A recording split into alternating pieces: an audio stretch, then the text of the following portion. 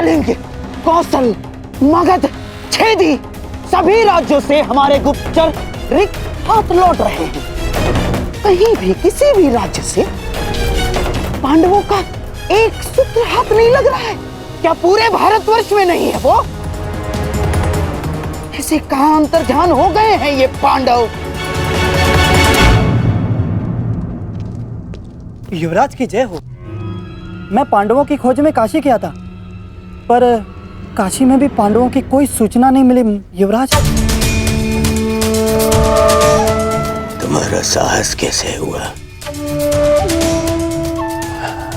मेरे सामने आने का? कैसे साहस हुआ? कैसे साहस हुआ?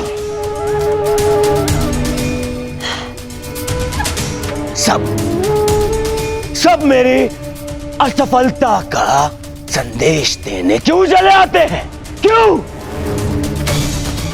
और तुम्हें तो मैं शिवराज, ये गुप्तचर है, केवल अपना कार्य पूर्ण कर रहा है। इससे मैं शांत हो जाइए शिवराज, शांत हो जाइए। अरे कैसे शांत हो जाऊं? 10 माह बीत चुके हैं, 10 माह बीत चुके हैं अज्ञातवास को।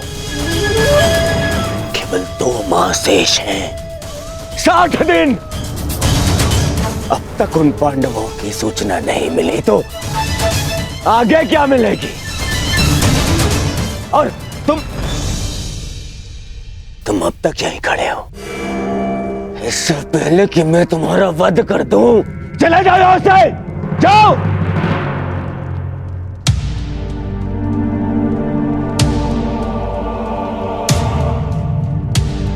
मेरी सफलता मुझसे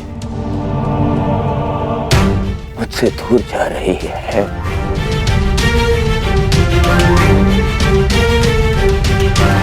और मेरा मित्र तो मुझसे पहले ही दूर जा चुका है।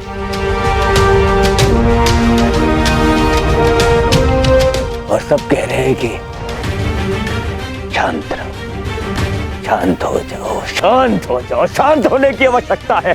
कैसे?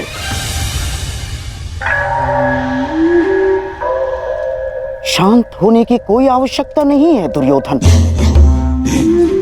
क्योंकि मनुष्य का क्रोध ही उसके लक्ष्य प्राप्ति के लिए उसका उत्साह बढ़ाता है। परंतु हाँ, क्रोध ही 2-धारी तलवार है दुर्योधन।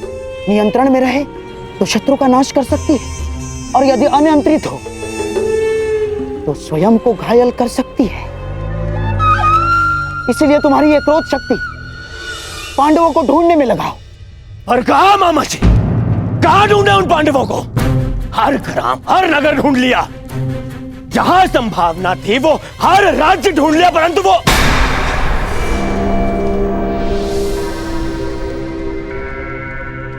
कहीं ऐसा तो नहीं कि हमें जहां ढूंढना चाहिए हमने वहां नहीं ढूंढा। हमारे किसी मित्र राज्य में। हाँ दुर्योधन, हर जगह तो नहीं ढूंढा है हमने पांडवों को।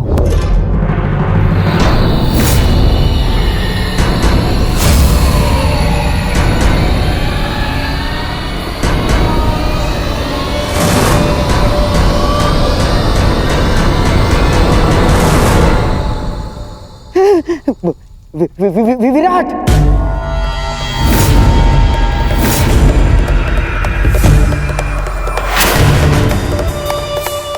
विराट में ढूंढना शेष है।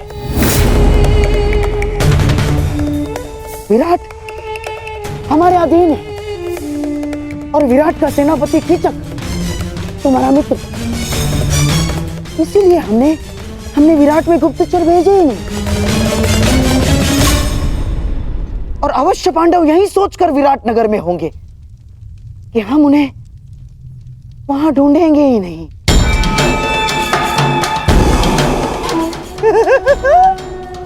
परंतु अब पांडव बचेंगे ही नहीं दुर्योधन। आज ही मैं अपने गुप्तचरों को विराट जाने की आज्ञा देता हूं। आज ही। नहीं, वहां गुप्तचर नहीं जाएंगे।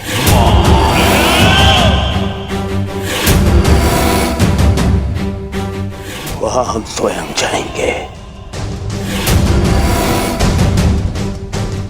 और फिर पितामह को बोलने का अवसर भी नहीं मिलेगा, क्योंकि इस बार उन पांडवों का अज्ञातवास टूटने का साक्षी मैं स्वयं रहूंगा।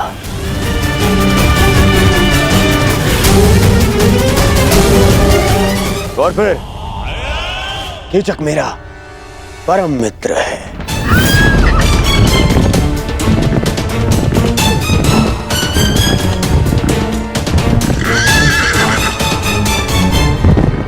वो अवश्य मेरी सहायता करेगा।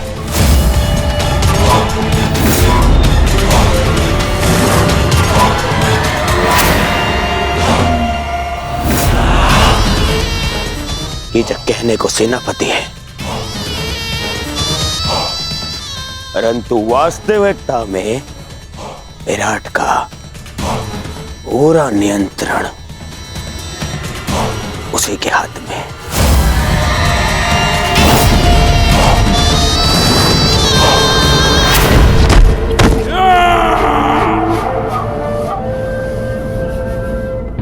और जब तक वो पांडव नहीं मिल जाते, हम कीचक के साथ विराट में ही रहेंगे।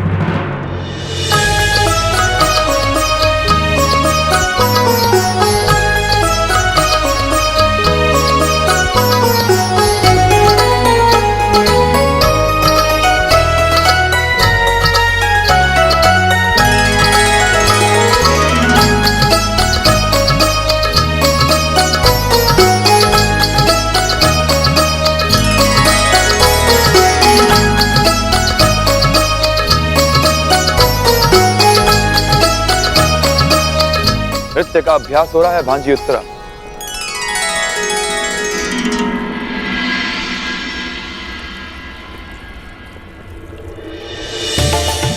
महावश्री, आप मेरे लिए उपहार लाए? अवश्य। अपनी प्रिय भांजी के लिए भला उपहार लाना मैं कैसे भूल सकता हूं।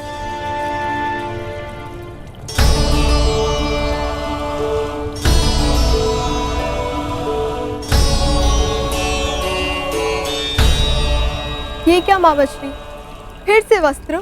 ये कोई साधारण वस्त्र नहीं है उत्तरा। कलिंग राज्य का सबसे श्रेष्ठ वस्त्राकार के हाथों का बुना मलमल है। जब आपको मेरे मनचाहे वस्त्र लाने ही नहीं होते हैं, तो आप पूछते ही क्यों है कि क्या मंगाना है?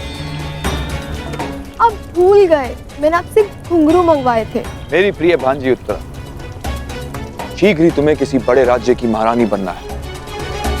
फिर तुम्हारे एक संकेत पे सैकड़ों नर्तकियां अपना कौशल दिखाएंगी। तुम्हें साधारण घुंघरुओं की क्या आवश्यकता है? होने वाली महारानी हो, अपने वस्त्र आभूषण पर ध्यान देना चाहिए। इस नृत्य और वादन में क्या रखा है, इसका कोई लाभ नहीं। क्षमा चाहती हूँ सेनापति महोदय, परंतु संगीत साधना शस्त्र साधना से कम नहीं होती। वस्त्र आभूषण शरीर सजाते हैं, परंतु संगीत मन को संतोष का आभूषण देता है।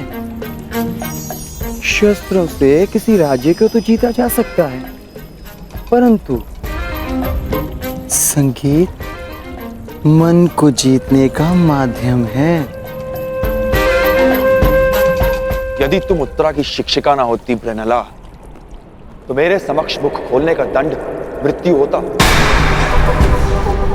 तुम्हें किन्नर हो, तुम्हें क्या भान की राजस्त्रियों का आचरण क्या होना चाहिए और राजपुरुषों का पौरुष क्या मांग रखता है। तुम तो ना पूर्ण पुरुष हो ना पूर्ण स्त्री। जाओ अपनी वीणा संभालो।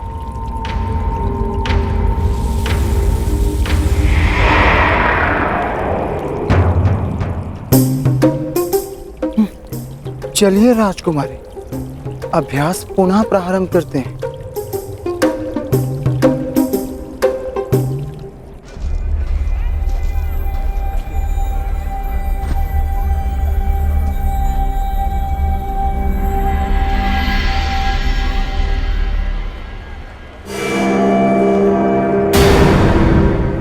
दुर्योधन, कहीं से हमारे यहाँ होने का आह्वान तो नहीं हो गया?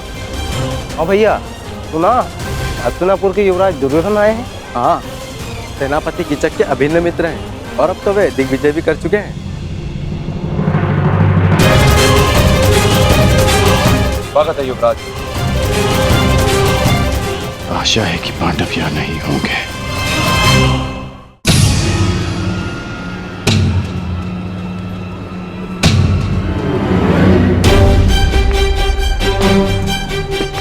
मुझे बाकियों को भी जाकर सावधान करना होगा। कदाचित दुर्योधन को सूचना मिल चुकी है कि हम यहाँ पर हैं। राजमहल की ओर बढ़ रहे हैं, अर्थात भ्राता युधिष्ठिर संकट में है। सर्वप्रथम मुझे उन्हें जाकर सावधान करना होगा।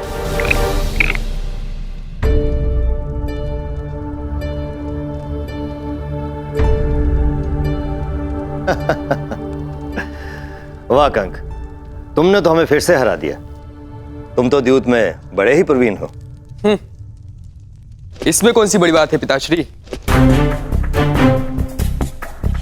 द्यूत तो भाग्य का खेल है।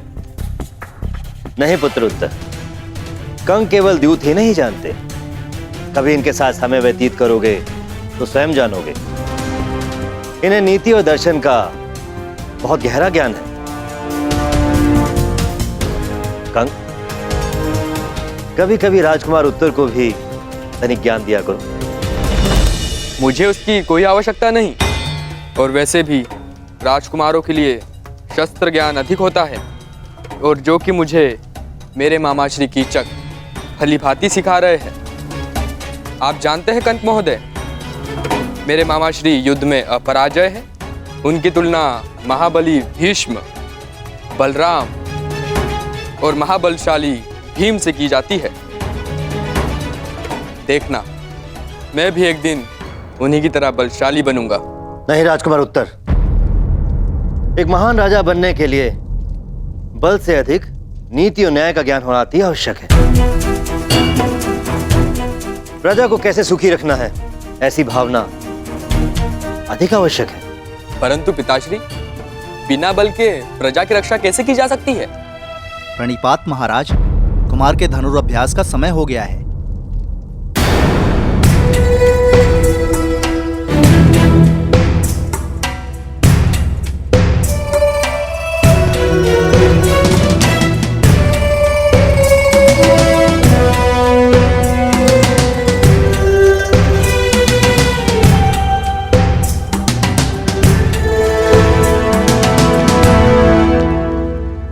नकुल यहाँ क्यों आया था?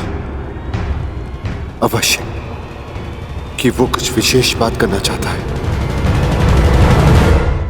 मुझे उत्तर को लेकर बहुत चिंता है कंक।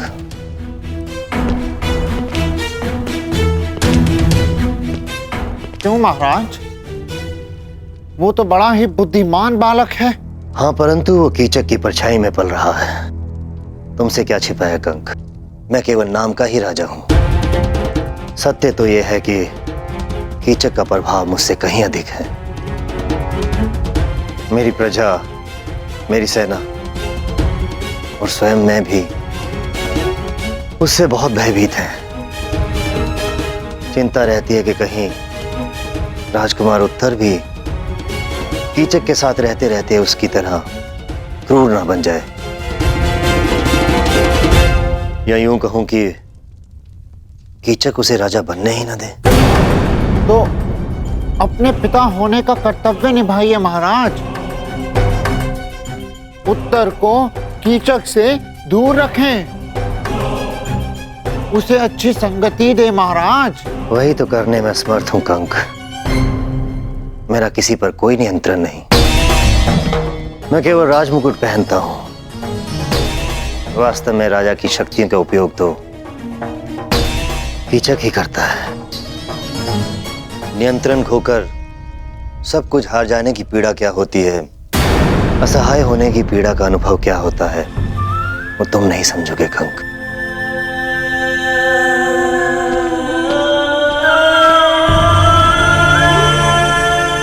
जी महाराज।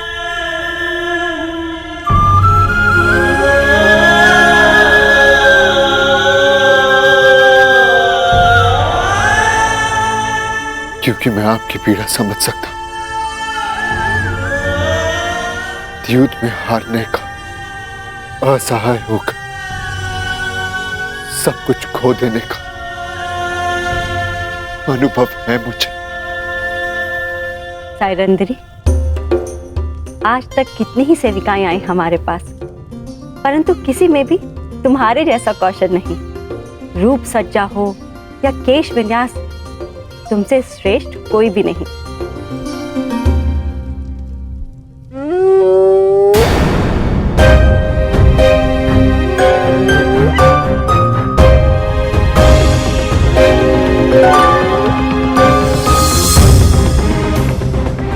श्रृंगार पूर्ण हुआ महारानी, आज्ञा दीजिए, बहुत काम शेष है। अरे अभी कहाँ? हमें हमारे अन्य आभूषण कौन पहनाएगा? जी। उपहास कर रहे हैं हम। तुम जाओ, आभूषण हम स्वयं पहन लेंगे। अच्छा रुको,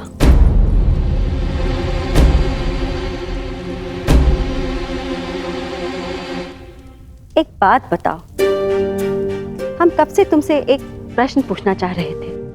तुम्हें इतना अच्छा श्रृंगार आता है, तुम स्वयं इतनी रूपवती हो, अपना ध्यान क्यों नहीं रखती? ये देखो कितने सुंदर केश है तुम्हारे, इसे खुला क्यों रखा है?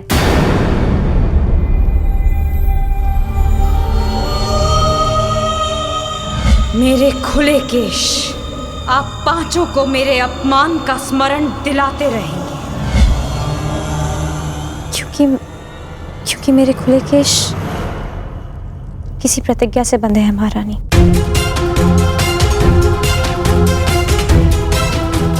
ऐसी कौन सी भीष्म प्रतिज्ञा है कि इतने सुंदर केश बांधे भी ना जा सके? महारानी की जय हो। सेनापति कीचक पधार रहे हैं। कीचक हमारा भाई? वाह, एक और विजय कर आया। हमें शीघ्र ही तैयार होना पड़ेगा। एकांत, मैं तुमसे श्रेष्ठ हूँ? नहीं, मैं हूँ। तुम्हें वीणा बजाने और नृत्य के अतिरिक्त आता ही क्या है? राजकुल के सदस्यों को युद्ध ज्ञान होना अधिक आवश्यक है। हाँ, बड़ा आया योद्धा, तुम्हें ठीक से तलवार पकड़नी तो आती नहीं है। अच्छा, मुझे सब आता है। चलो कौन श्रेष्ठ है इसका निर्णय इस प्रदा से हो जाए। मेरे साथ अश्वरोहण की चुनौती स्वीकार करती हो? हाँ हाँ चलो, तुम्हें दिखा भी दूंगी कि मुझे वीणा बजाने के अतिरिक्त बहुत कुछ आता है। सावधान रहिएगा राजकुमारी। हाँ,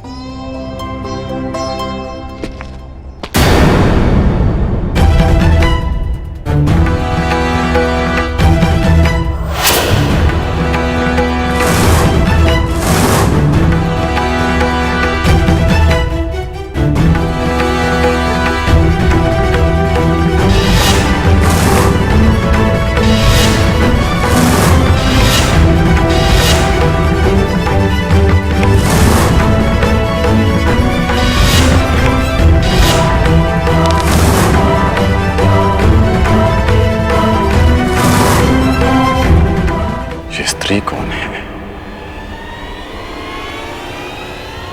इसके हाव भाव क्यों मुझे किसी का स्मरण करा रहे हैं, जैसे मैं इसे जानता हूं।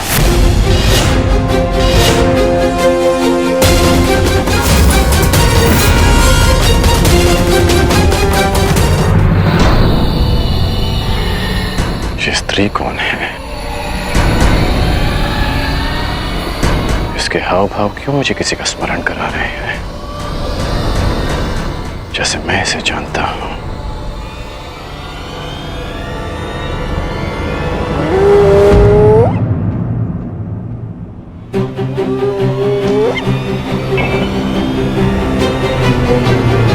कर्ण,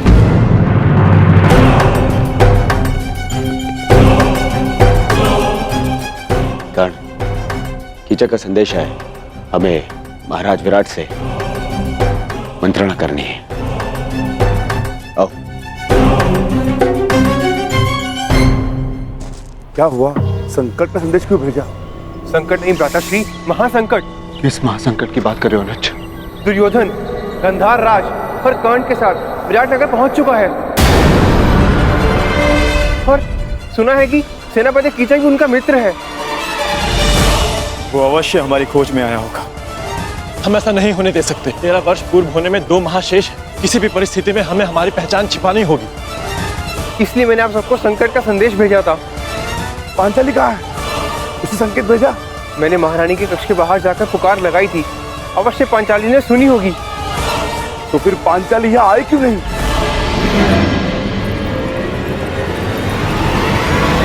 सरेंद्री, राज्यसभा में कुछ अतिथि आए हैं। उनके स्वागत के लिए पात्र वहाँ रखवाने हैं। क्षमा करना, मुझे कुछ विशेष कार्य से जाना है। सहायता करो ना सरेंद्री। अचानक से वो लोग आ गए और दास कम पड़ गए हैं। बड़ा ही आभार होगा। परंतु वो रताशे ये राज्यसभा में ले जाओ, मैं अभी आती हूँ। चलो चलो जल्दी करो, महाराज रुष्ट हो जाएंगे। चलो। पांचाली इस समय महारानी की सेवा में, हो सकता है उसे यहाँ आने का अवसर न मिला हो। यही तो चिंता है ज्येष्ठ कि पांचाली महारानी की सेवा में है। यदि पांचाली को महारानी ने बुलाया तो उसे राज्यसभा में जाना होगा। ठीक कहा तुमने अनुज, बिल्कुल ठीक कहा। पांचाली को दुर्योधन की दृष्टि से बचाए रखना अत्यंत आवश्यक है। ये मेरा उत्तरदायित्व है कि मैं पांचाली को राज्यसभा के समीप न आने दूं। अर्थात आपको दुर्योधन के समीप रहना होगा भ्राता। हाँ, पांचाली को पहचाने जाने से बचाना है तो मुझे ये जुआ अवश्य खेलना होगा। हम पांचों में से मैं ही हूं जो विराट राज के निकट जा सकता है। महाराज, हस्तिनापुर के युवराज ऐसे ही नहीं बन गए हमारे मित्र दुर्योधन। बड़ा बल है इनकी गदा में। विराटनगर का सौभाग्य है कि ये हमारे यहाँ अतिथि बनकर आए। अरे बस मित्र, आवश्यकता से कुछ अधिक ही प्रशंसा कर रहे हो मेरी मित्र। परम मित्र।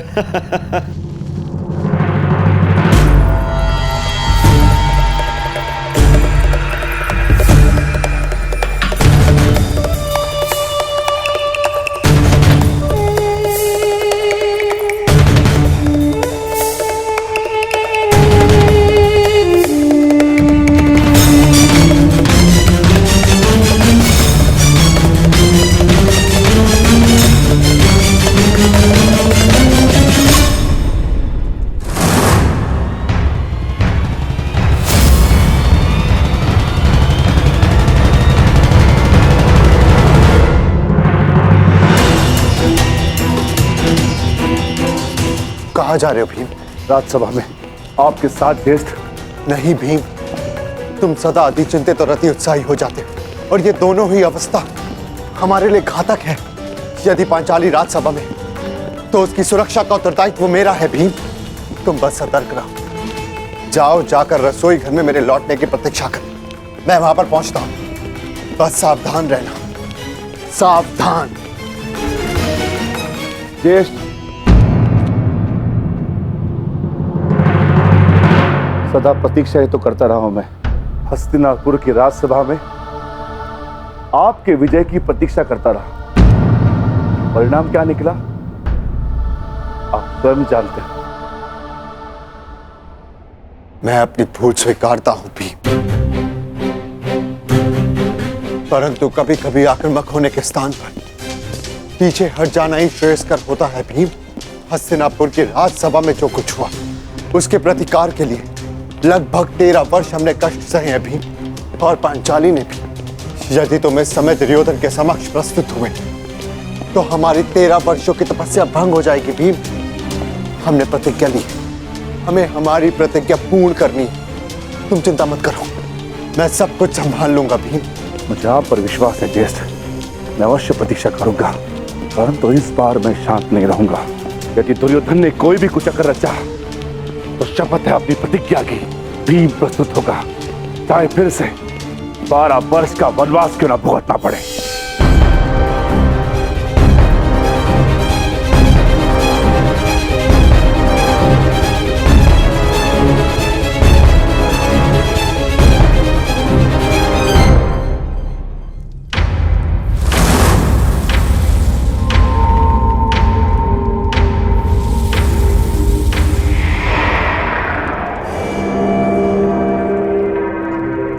तुम्हारा मित्र कुछ ज्यादा ही रुचि दिखा रहा है उस दासी में दुर्योधन।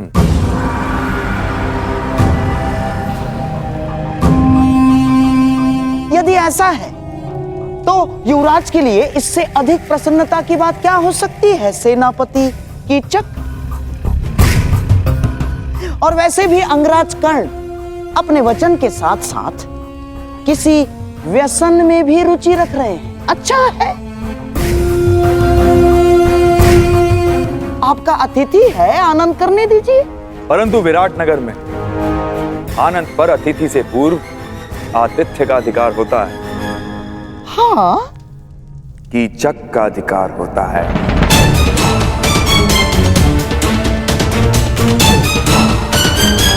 है ना राजा? दासी, तुम पहले हमारे समक्ष आओ।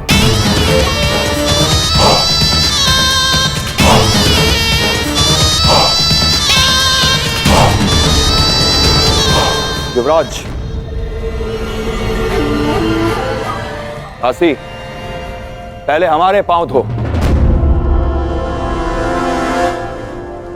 सुना नहीं दासी? सेनापति कीचक पुकार रहे हैं।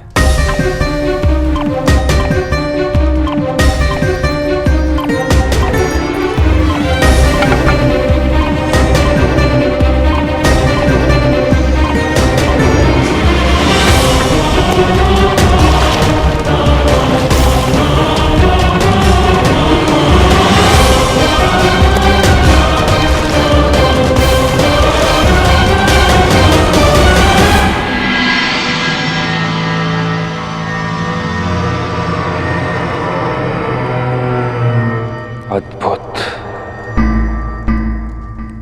मेरे राज्य में इतना सुंदर भोग्य है और मुझे ज्ञात ही नहीं।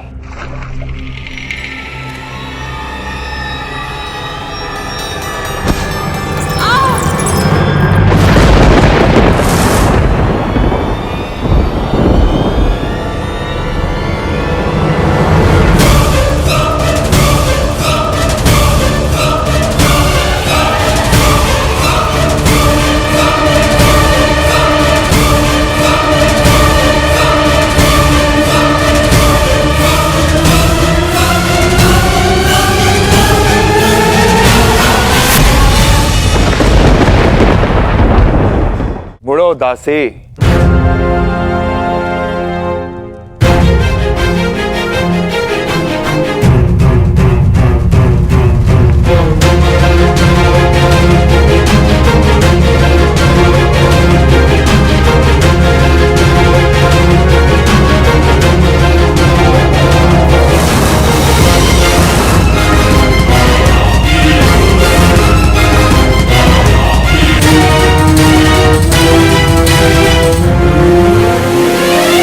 नहीं देवी,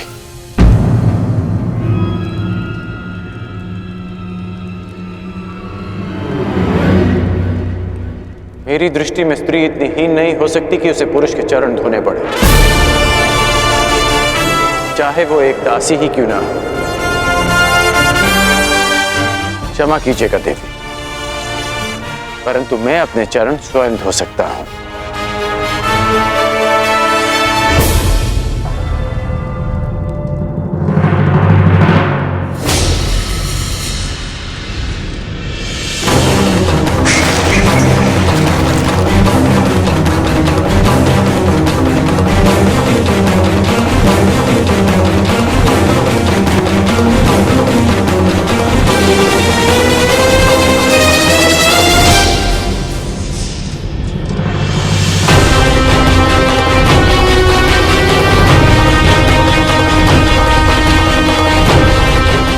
शीघ्रता भी क्या है सुंदरी? अपना नाम तो बताती जा।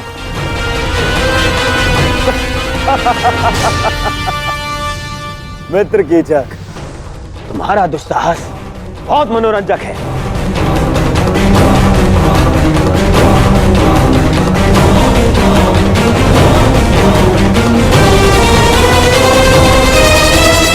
सूर्य अपना तेज सारे संसार में बांटता है, चंद्रमा अपनी शीतलता सबको देता है, फिर तुम क्यों अपना मुख मुझसे छुपा रही हो सुंदरी? एक बार और इसे देखकर आनंदित होने दो। भयभीत हो? हाँ, वो तो यहां सभी हैं मुझसे। कोई बात नहीं, मैं तुम्हारा भय अभी दूर किए देता हूं।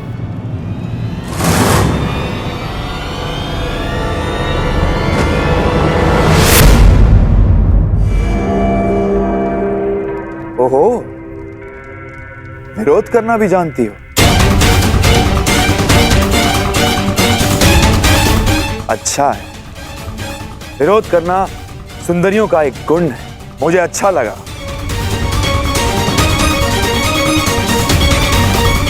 कीचक,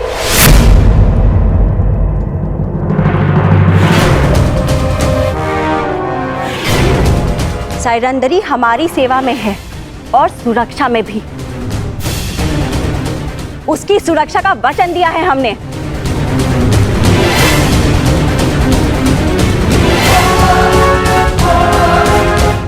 सैरंदरी,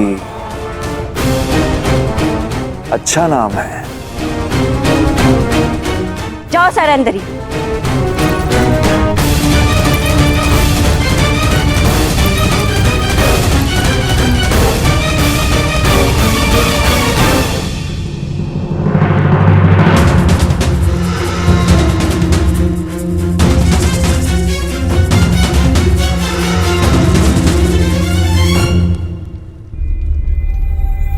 पांचाली तो इनके साथ गई थी, तो फिर कहाँ रह गई?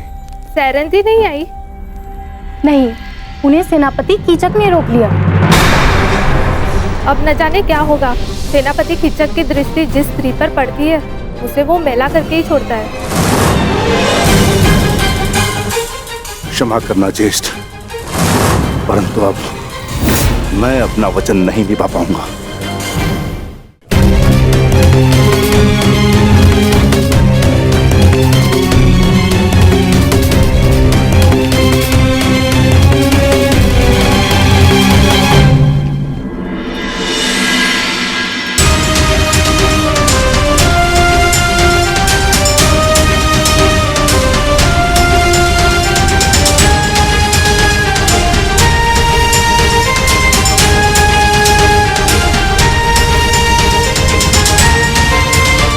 पांचाली सुरक्षित है। ज्येष्ठ ने अपना उत्तरदायित्व पूर्ण किया। मित्र दुर्योधन, मैं तुम्हें हमारी सेना के महत्वपूर्ण पदाधिकारियों से मिलवा देता हूं। ये तुम्हारा मंतव्य पूरा करने में सहायक सिद्ध होंगे। आओ।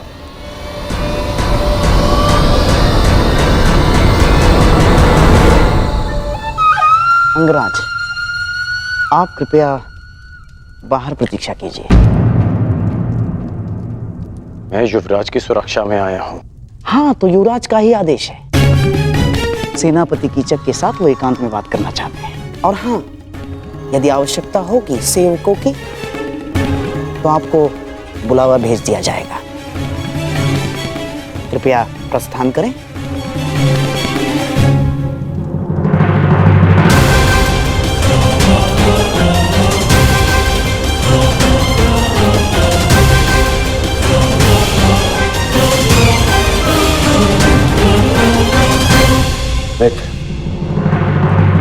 हमने उन पांडवों को हर स्थान, हर दिशा में ढूंढा है।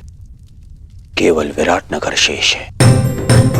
यदि तुम्हारी सहायता ना मिली तो 2 माह पश्चात ही हस्तिनापुर पर महायुद्ध का संकट मंडराएगा। और वो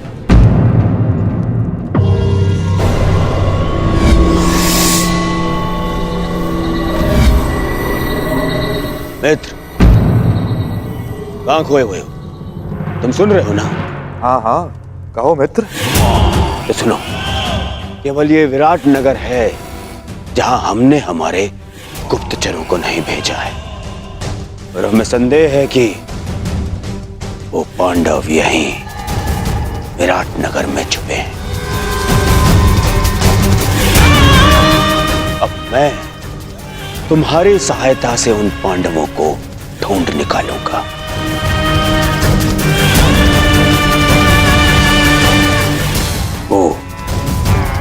वो पांचों पांडव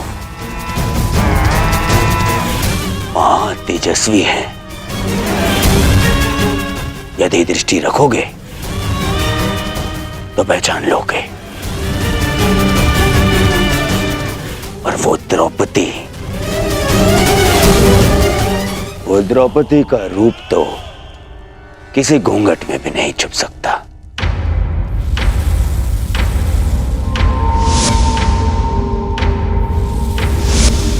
हाँ, कुछ सुंदरियों का रूप तो कोई घूंघट नहीं छिपा सकता। रूप के अतिरिक्त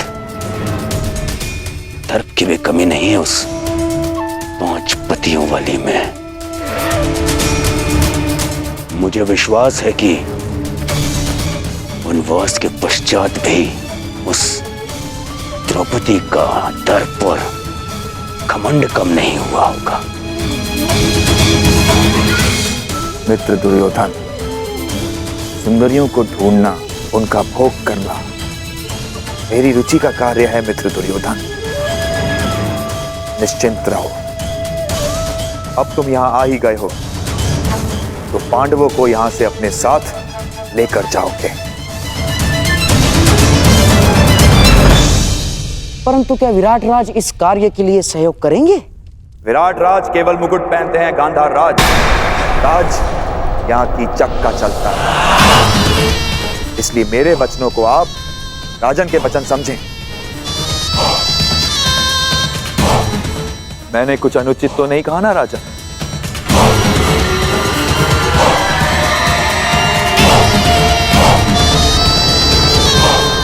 अब उस सुंदरी को ढूंढने का कार्य मैं पूर्ण करूंगा।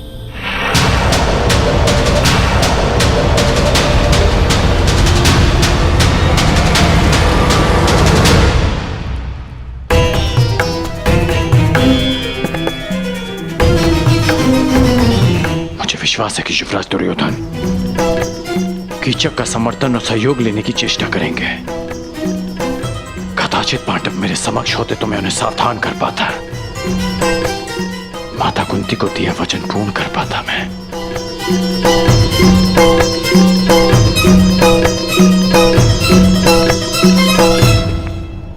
समझ में नहीं आता कि दुर्योधन यहां आया क्यों है।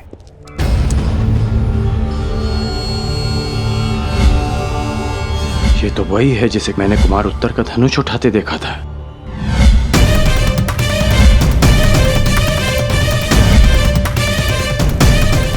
ये इस बात ही छिपकर किससे और क्यों बात कर रही है?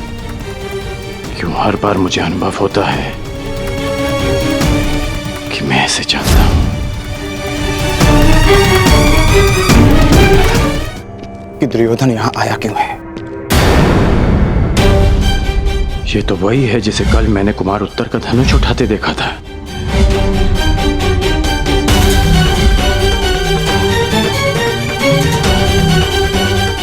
ये इस बात ही छिपकर किससे और क्यों बात कर रही है?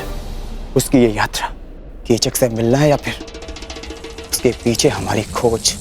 दुर्योधन यहाँ आया है तो मंतव्य शुभ नहीं होगा। तो फिर एक बार ज्येष्ठ आ जाए, हमें उनसे मंत्रणा करनी होगी। वो भी सभा में उन्हें ज्ञात होगा कि दुर्योधन हमें पकड़ने के लिए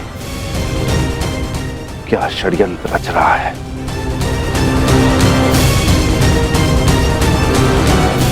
सुना है पांचाली पर कीचक की दृष्टि पड़ी है, हमें उसे भी सुरक्षित रखना होगा। समस्या बड़ी हो तो सावधान अधिक रहना चाहिए भ्राता भीम। सावधान रहना और अपने क्रोध पर नियंत्रण रखना।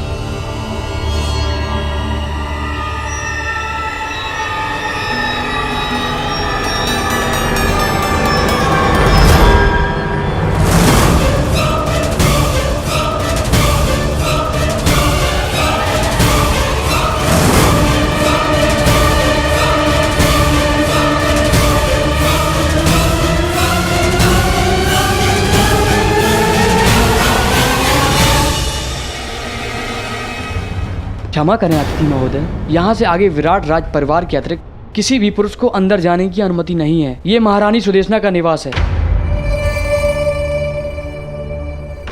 क्षमा करना, मैं अपना मार्ग भटक गया था।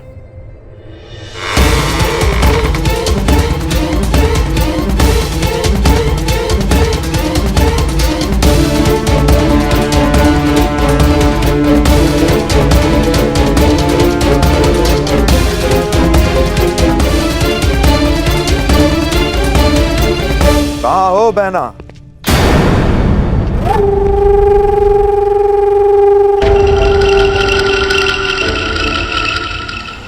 अरे सुदेशना यहां नहीं है, परंतु शुभ है कि तुम यहां हो।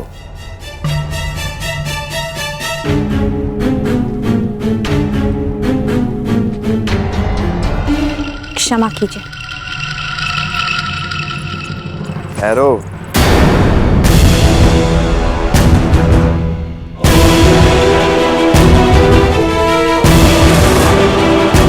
न मैंने तुम्हें क्षमा किया है,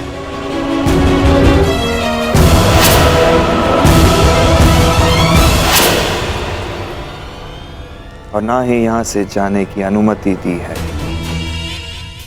सुना है कि तुम सबके समक्ष अपना मुख नहीं दिखा सकती, परंतु यहां तो केवल मैं और तुम हो। चंद्रमा भी चकोर के लिए मेघों से निकल ही आता है सुंदरी।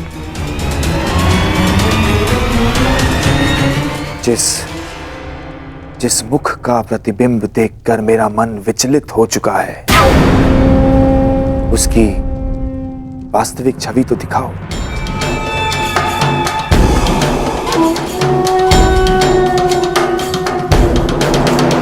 ऐसा दुस्साहस मत कीजिएगा। प्रतिरोध? कीचक का प्रतिरोध? अच्छा है, ऐसा लक्ष्य पाने का आनंद ही क्या जिसमें प्रतिरोध ना हो। जहां विरोध हो वहां विजय प्राप्त करने में कीचक को सदा प्रसन्नता होती है। अब अपना मुखड़ा दिखाओगी सुंदरी, या अपने हाथों को कष्ट देना होगा?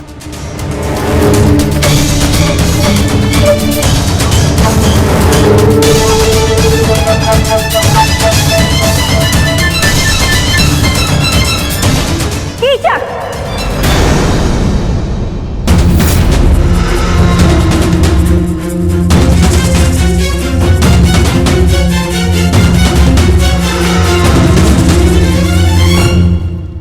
हम तुम्हें पहले भी कह चुके हैं कि सायरंदरी हमारी सेवा में है।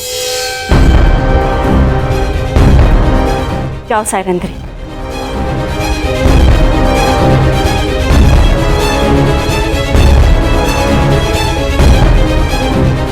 अरे क्या बहना, मैं तनिक परिहास ही तो कर रहा था।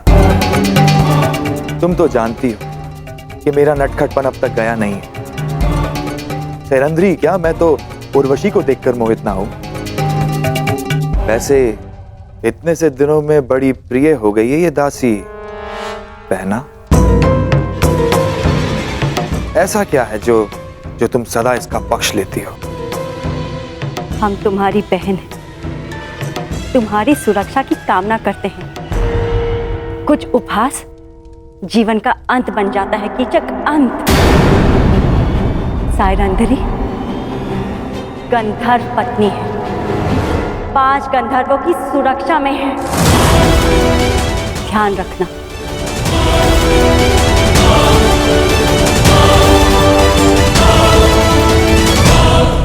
धन्य हो बहना, धन्य हो। अपने भ्राता का इतना ध्यान, अद्भुत।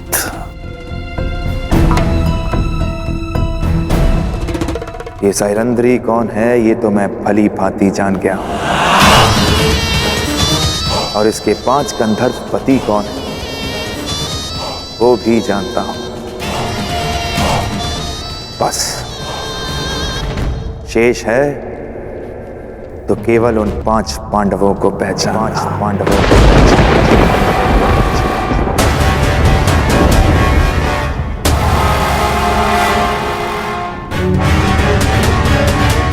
हमारे पुत्रों को ये बात बतानी ही होगी।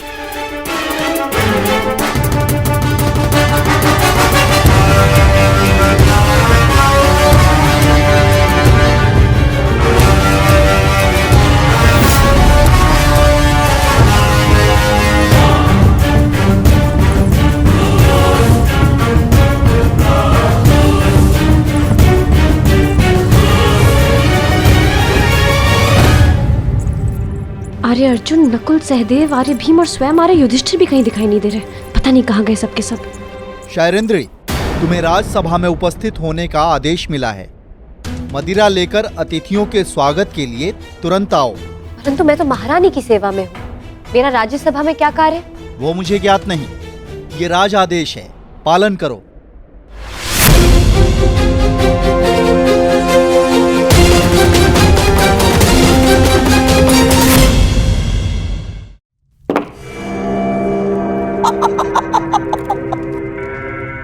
आइए विराट राज।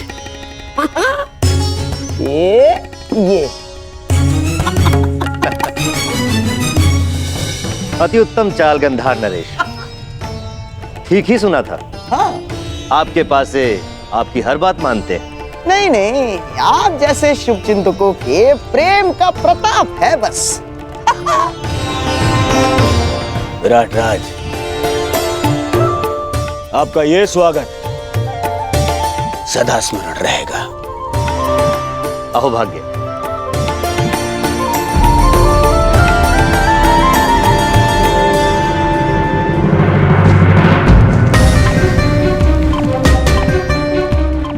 ये सब क्या है अनुज? मैंने कहा था ना कि राज्यसभा में कोई नहीं आएगा। जब उस सभा में हम एक साथ थे भ्राताश्री, जहाँ दुर्भाग्य हमने जानते पूछते स्वयं चुना था, तो इस सभा में भी हम एक साथ ही रहेंगे। जहाँ दुर्भाग्य फिर से हमारी खोज में आया है, हम आपको और पांचाली को यहाँ ही शत्रु के मध्य अकेला छोड़कर नहीं जा सकते। समझने की कोशिश करो अनुज।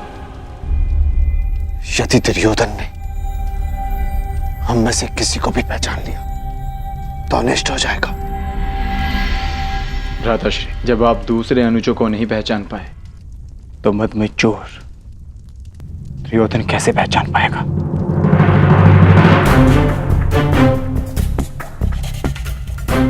हम पांचों इस सभा में उपस्थित हैं।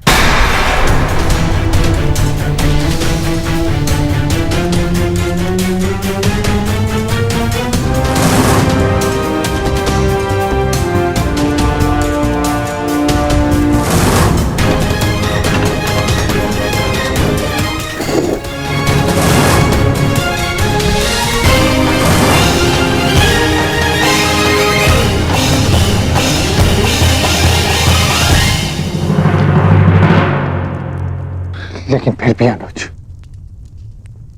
यहां दुर्योधन के साथ साथ मामा शकुनी भी उपस्थित है। और तुम जानते हो कि उनकी दृष्टि कितनी तीक्ष्ण है। सावधान रहना अर्जुन, सावधान। और सेनापति की जय। पधार रहे हैं।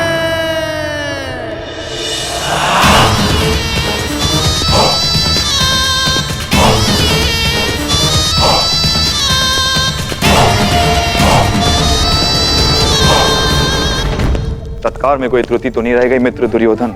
एक कमी थी, तुम्हारे साथ की मित्र, जो अब पूर्ण हो जाएगी।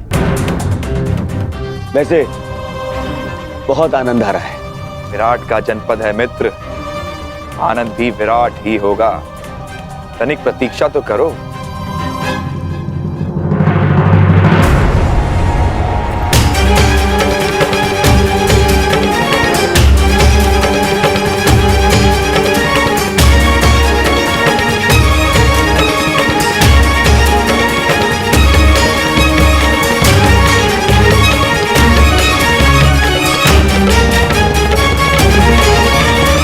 नासी सैरंद्रे, हस्तिनापुर युवराज के लिए मदिरा प्रस्तुत करो।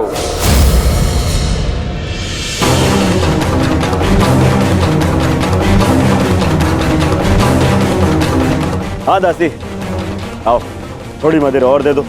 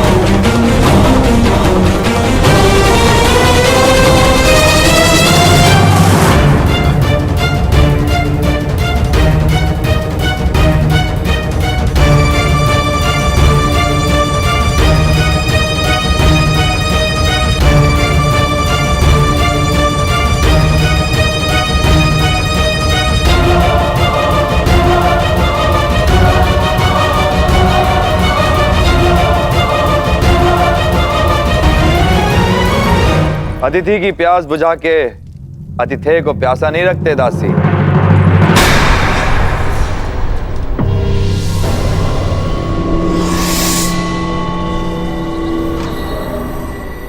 लाओ, हमें भी मदिरा पिलाओ।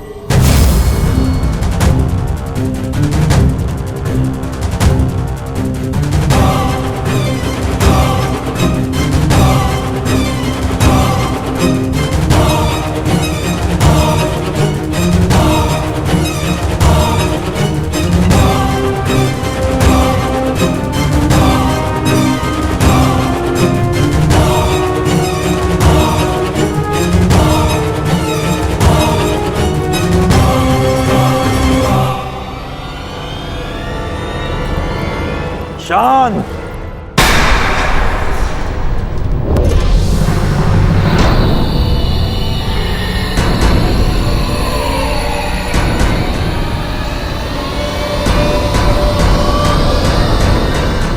बंद करो ये नृत्य। मुझसे कोई भूल हुई क्या?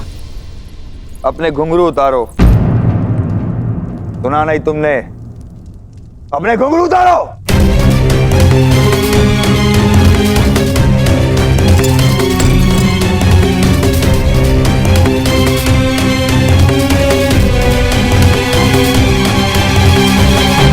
अब इसे दासी सैरंद्री को दो।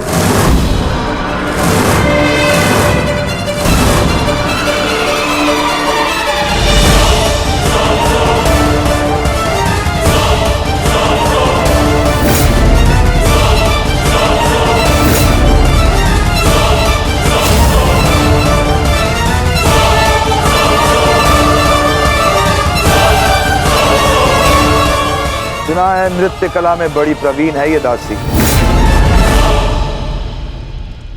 हमें भी देखना है। दासी सैरंद्री, अतिथियों के समक्ष नृत्य प्रस्तुत करो।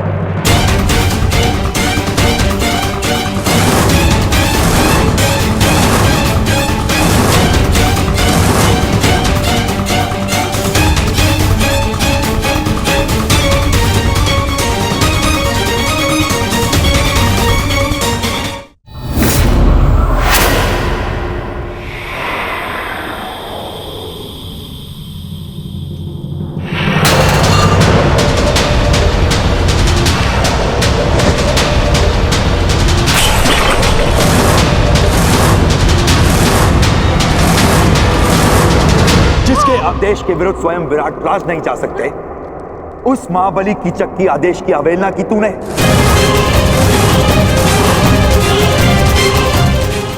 मूर्ख दासी, मेरी शक्ति, मेरे अधिकार के विरुद्ध जाने की अवहेलना की तूने।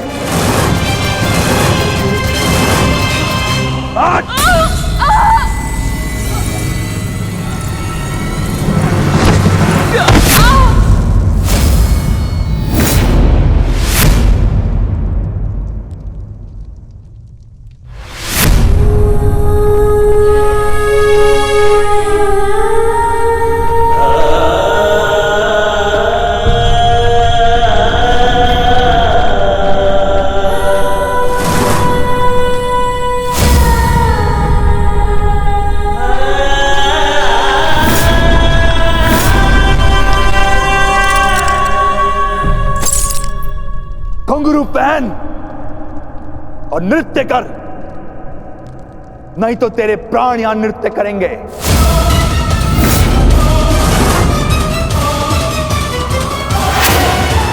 आज तुझे नृत्य करना पड़ेगा। मैं महारानी के वचन की सुरक्षा में उनके अतिरिक्त कोई मुझे आदेश नहीं दे सकता। हट! और सारा विराटनगर सुरक्षा के लिए मुझ पर आश्रित है।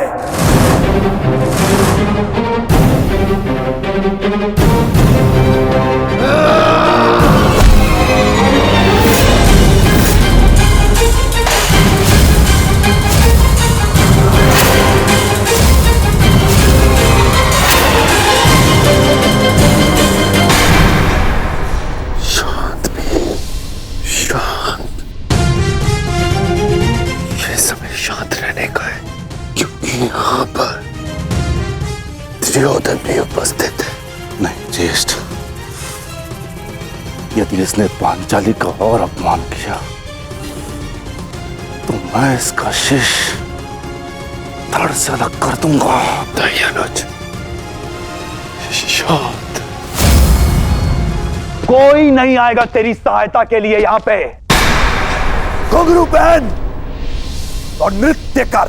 बस सेनापति।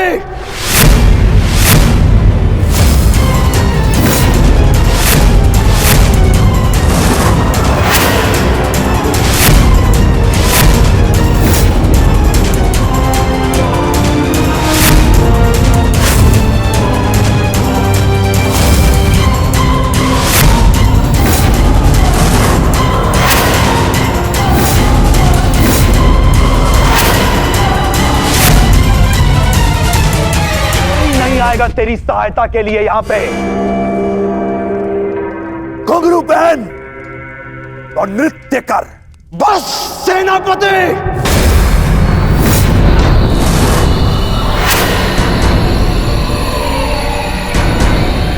कौन था ये? किसने अपनी मृत्यु को ललकारा है?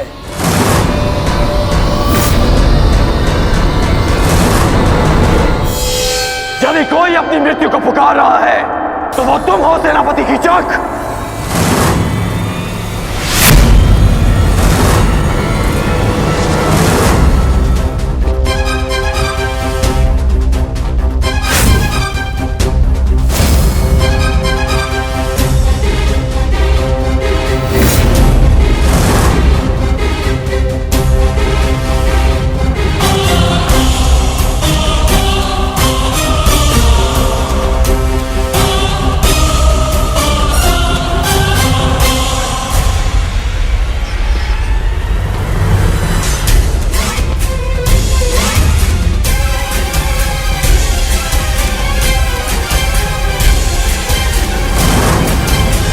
नारी, नारायणी और नाश तीनों की एक राशि होती है।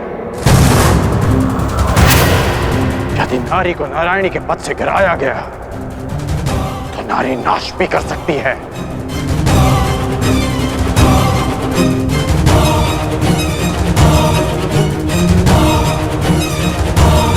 और आप युवराज, अभी तक एक नारी के अपमान का कलंक हस्तिनापुर और हमारे मस्तक से उतरा नहीं कि आप एक और अपमान के भागीदार बनने जा रहे हैं। आपको पांचाली से प्रतिशोध लेना था ना, वो आप ले चुके हैं।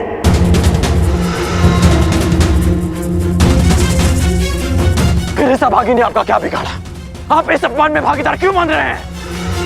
मित्र,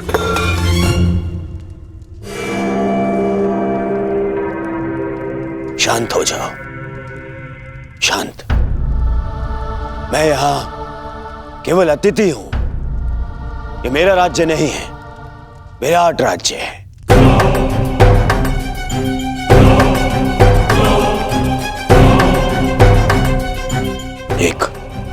एक स्वामी अपनी दासी के साथ कैसा बर्ताव करे, इस पर प्रश्न उठाने का अधिकार मुझे नहीं है। सही कह रहे हैं आप कि आपका अधिकार नहीं है। हाँ, परंतु ये आपका कर्तव्य है युवराज। एक नारी का अपमान रोकना हर पुरुष का कर्तव्य होता है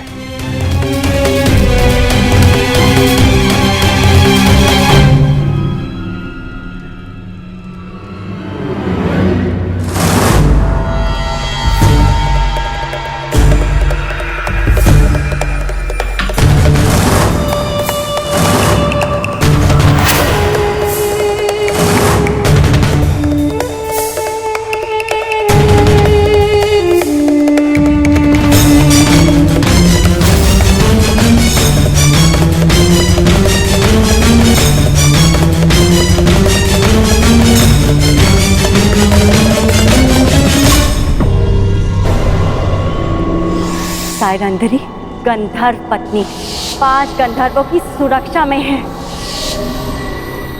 मेरा संदेह ठीक था। केवल द्रौपदी नहीं, 5 पांडव विराट में उपस्थित हैं। मित्र दुर्योधन को इन 5 की ही खोज है।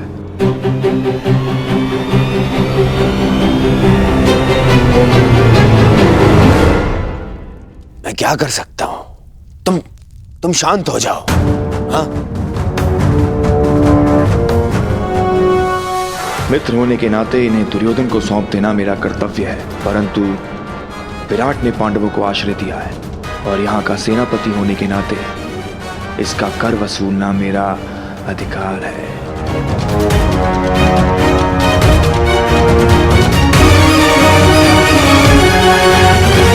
बहुत हुआ दासी, अब जाओ यहां से। तुम्हारी इस अवहेलना के कारण हमारे मित्र दुर्योधन का अपने मित्र से कलह हो गया है। आनंद के क्षणों को मैं व्यर्थ नहीं जाने देना चाहता। अब जाओ यहां से। सुना नहीं?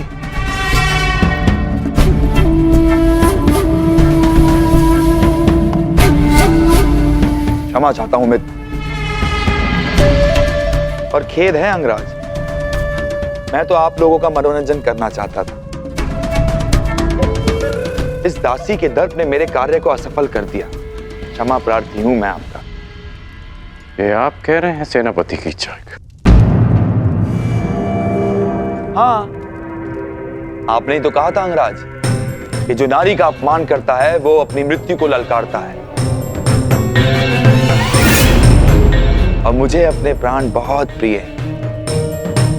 अगर कोई और भूल हुई हो तो सेवक को क्षमा कीजिएगा अंगराज।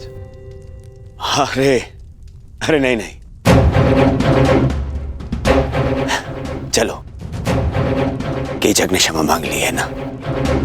आओ। हाँ? यही तो आश्चर्य है कि कीचक के व्यवहार में अचानक परिवर्तन क्यों आया। कर्ण,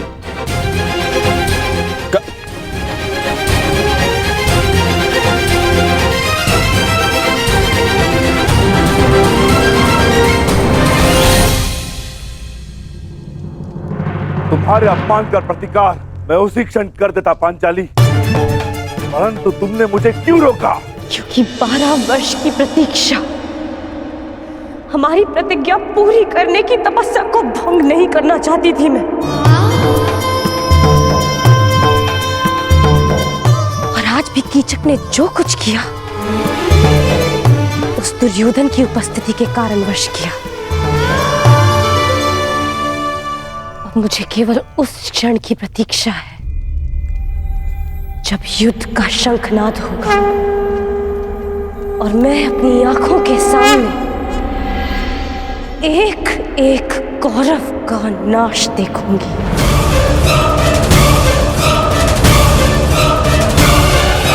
उस क्षण के संतोष के लिए ये पांचाली कितनी भी पीड़ा, कितना भी अपमान सह सकती है। परंतु अब हमारे यहाँ रहना भी ठीक नहीं है, ना ही हमारी सुरक्षा के लिए और ना ही पंचाली की। हमें शीघ्र ही स्थान छोड़कर चले जाना चाहिए। नहीं नकुल, हम सब इस राज्य में प्रमुख पदों पर हैं। मैं महाराज का विश्वास पात्र सभासद हूं। अनुज भीम मुख्य रसोइया है।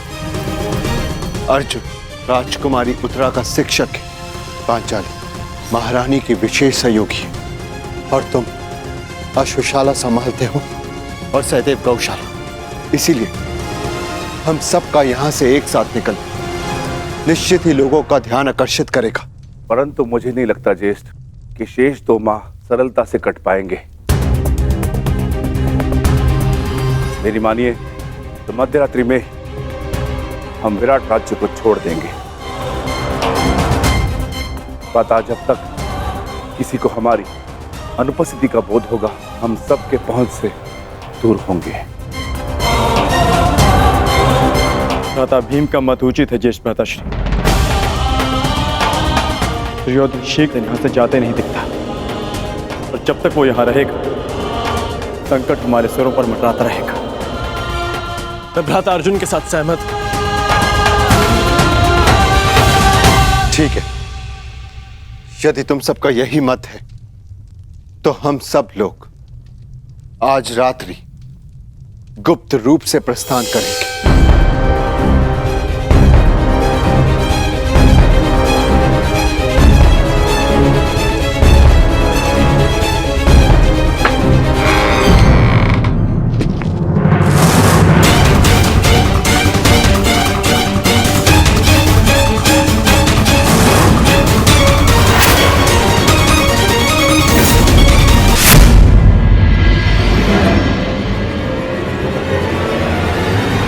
सेनापति कीचक, आप यहाँ पर?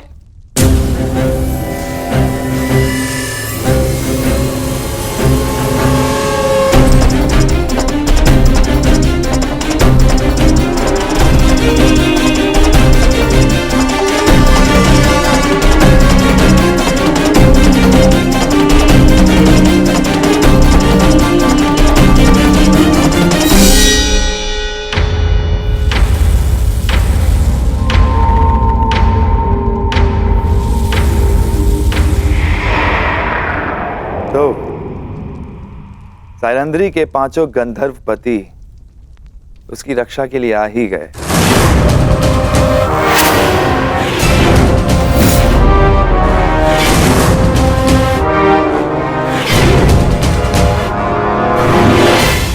प्रणाम ज्येष्ठ गंधर्व।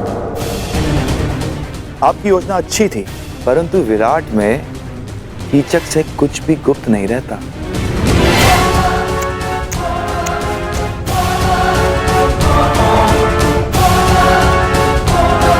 बेचारा दुर्योधन सारे आर्यव्रत में सेना लिए घूम रहा है, तुम लोगों की खोज कर रहा। उसका आखेट ठीक उसकी नाक के नीचे बैठा। अद्भुत। प्रतिशोध की चाह मनुष्य को क्या से क्या बना देती है। दुर्योधन ने स्वप्न में भी नहीं सोचा होगा कि महान धर्मराज युधिष्ठिर कंक बनकर विराट का मनोरंजन कर रहे होंगे। अद्भुत। और भोजन भक्त महान भी दूसरों के लिए भोजन पका रहा है, झूठे पात्र धो रहा है।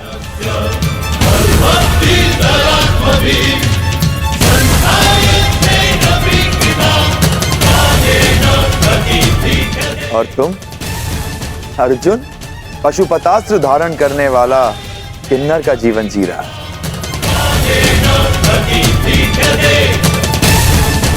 और बेचारे कोमल सुंदर नकुल सहदेव जो सदा सुगंध में नहाए रहते थे, आज अश्वों की लीद और गौवंश का गोबर साफ कर रहे हैं।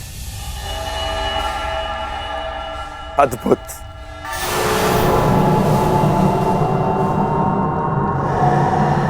और तुम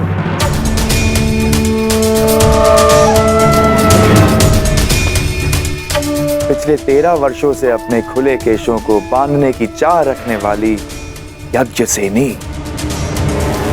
सुदेशना के केश सज्जित कर रही है। अति मनोरंजक।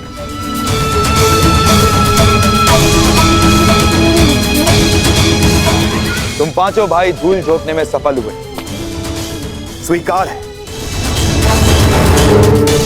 परंतु द्रौपदी अपना रूप नहीं छिपा सकी। ना ना ना ना, इसमें तुम्हारा कोई दोष नहीं है।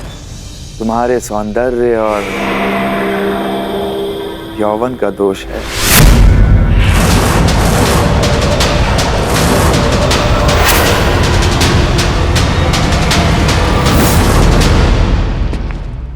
तुम्हें हो क्या जाता है कर? क्यों भरी सभा में तुमने कीचक के साथ में विवाद किया? और जो कीचक ने किया उसका क्या है? आपने उस अपमान का विरोध तो नहीं किया युवराज? अरे तुम्हें समझ में क्यों नहीं आता है? जिससे सहयोग की अपेक्षा हो उसका विरोध नहीं किया जाता। जिस वृक्ष से फल खाने हो उसे काटा नहीं जाता। इस समय हमें कीचक के सहयोग की सबसे अधिक आवश्यकता है, इसलिए मैंने उसका विरोध नहीं किया। करता तो उसका सहयोग खो देता। तुम्हें पहचानने के पश्चात मन करता है कि भूल जाऊं दुर्योधन को, उसकी मित्रता को और उस वचन को कि मैं तुम सबको ढूंढने में उसकी सहायता करूंगा। बस मुझे एक पुकार लगाने की देरी है। मेरे एक शब्द पे पुनः तुम लोगों को 12 वर्षों के वनवास का मार्ग दिखा सकता है।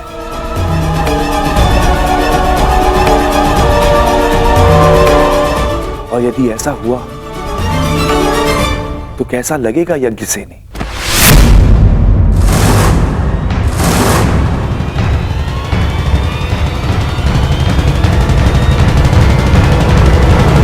नहीं, मैं ऐसा पाप होने नहीं दे सकता। मैं तुम्हारी केश राशि को सज्जित देखना चाहता हूं, तुम्हारे रूप को आभूषणों सहित देखना चाहता हूं, और इसके लिए मुझे अपने मित्र से द्रोह भी स्वीकार है। परंतु इस भेद को भेद रखने के लिए एक मूल्य चुकाना होगा।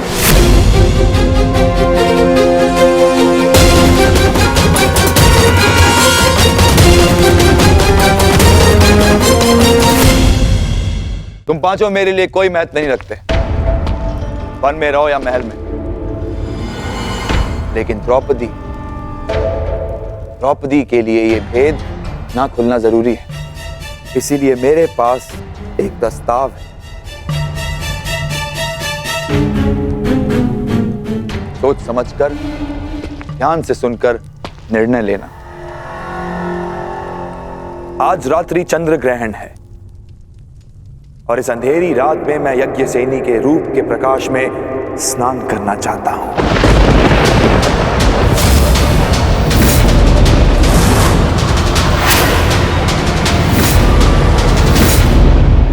यदि उस स्त्री का मान भंग हो जाता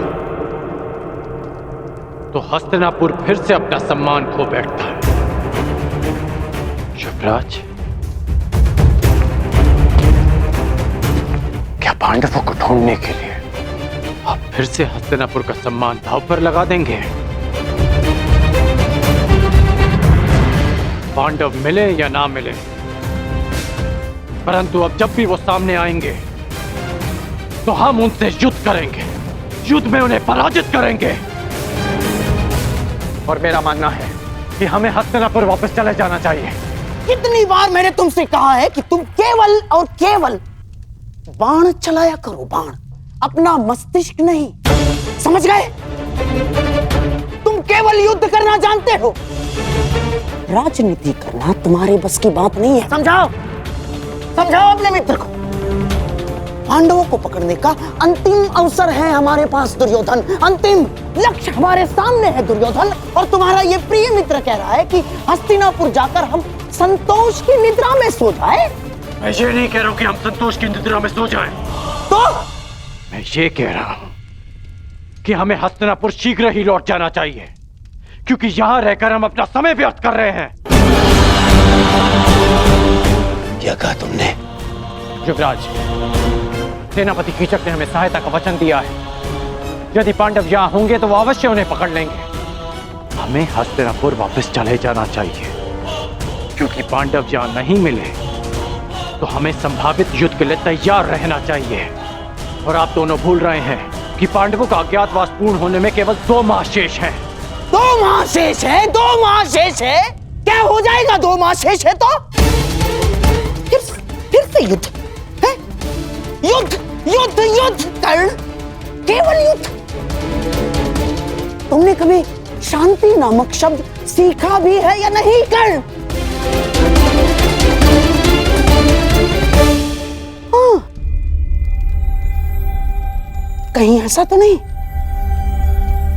कि तुम जिसे संभावित कह रहे हो उस युद्ध को तुम निश्चित करना चाहते हो ना? अर्थात तुम्हें ऐसा क्यों लगता है कि युद्ध ही होगा? कहीं ऐसा तो नहीं कि तुम चाहते हो कि पांडवों का अज्ञातवास पूर्ण हो जाए?